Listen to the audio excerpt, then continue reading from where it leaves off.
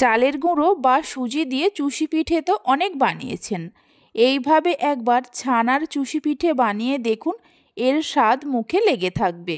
নরম তুলতুলে হয়, মুখে দেয়া মাত্র মিলিয়ে যাবে। আর বানানো খুবই সহজ, আপনারা যে কেউ নিজের হাতে খুব সহজেই বানিয়ে নিতে পারবেন।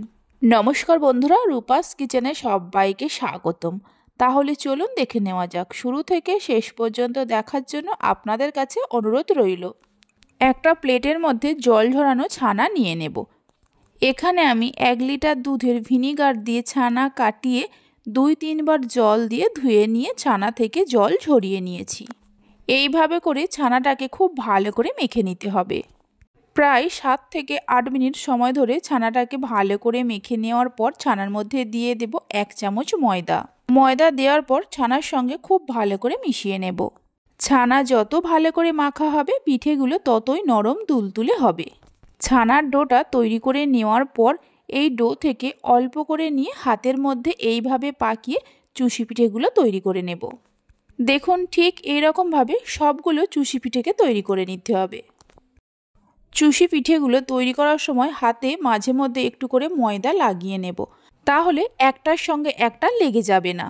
চুষি পিঠেগুলো আপনারা চাইলে এর থেকে ছোট বা বড় করেও বানাতে পারেন। পিঠেগুলো তৈরি করতে করতে অন্যদিকে গ্যাসের উপর একটা প্যান বসিয়ে দেব। প্যানের মধ্যে দিয়ে দেব অল্প করে জল, তারপর হাফ লিটারের থেকে একটু বেশি দুধ দিয়ে দেব। প্রথমে অল্প করে জল দিয়ে দুধ জাল দিলে দুধটা তলায় লেগে যায় না। হাই ফ্লেমে দুধটাকে জাল দিয়ে নেব। দুধ হালকা গরম হলে কিছুটা গুঁড়ো দুধ দিয়ে দেব। এখানে আমি 100 গ্রামের মতো গুঁড়ো দুধ দিয়েছি। গুঁড়ো দুধের পরিমাণটা চাইলে বাড়িয়ে কমিয়ে দিতে পারেন। গুঁড়ো দুধটা দেওয়ার পর খুব ভালো করে মিশিয়ে নিতে হবে, কোনো রকমের দলা না থাকে। গুঁড়ো দুধটা মিশিয়ে নেওয়ার পর গ্যাসের ফ্লেমটা মিডিয়ামে করে কিছুক্ষণ জাল দিয়ে নিয়ে দুধটাকে ঘন করে নেব। সমস্ত চুষি পিঠেগুলোকে তৈরি করে নেওয়া হয়ে গেছে। দেখুন পিঠেগুলো কত সুন্দর হয়েছে, একটার সঙ্গে একটা আটকে যাচ্ছে না। এদিকে দেখুন প্রায় 6-7 মিনিটের মতো দুধটাকে খুব ভালো করে জাল দিয়ে নিয়েছি। দুধটা আগের থেকেই অনেকটা ঘন হয়ে গেছে, এর থেকে আর বেশি ঘন করব না। এই সময় গ্যাসের ফ্লেমটা বন্ধ করে দিয়ে এর মধ্যে দিয়ে দেব 3টে এলাচকে থেঁতো করে নিয়ে, আর 1 বাটি খেজুর গুড় বা নলেন গুড়, ওজন হিসাবে 150 গ্রাম গুড় আছে। গ্যাসের ফ্লেমটা বন্ধ করে তবেই গুড় দেবেন, তা না হলে দুধ কেটে যেতে পারে। গুড়ের পরিবর্তে চিনির ব্যবহারও করতে পারেন। গুড়টা দুধের সঙ্গে খুব ভালো করে মিশিয়ে নেওয়ার পর চুষি পিঠেগুলো দুধের মধ্যে দিয়ে দেব। দুধের মধ্যে দেওয়ার পর হালকা হাতে একটু মিশিয়ে নিয়ে গ্যাসের ফ্লেমটা মিডিয়ামে করে 10 থেকে 15 মিনিট সময় ধরে রান্না করে নিতে হবে।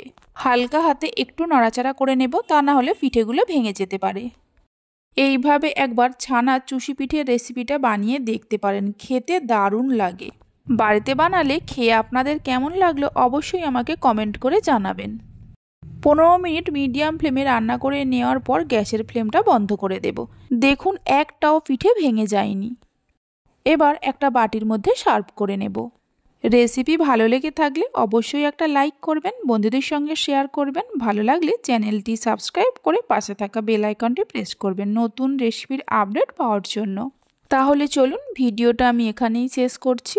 আপনারা সবাই ভালো থাকবেন, সুস্থ থাকবেন। ধন্যবাদ।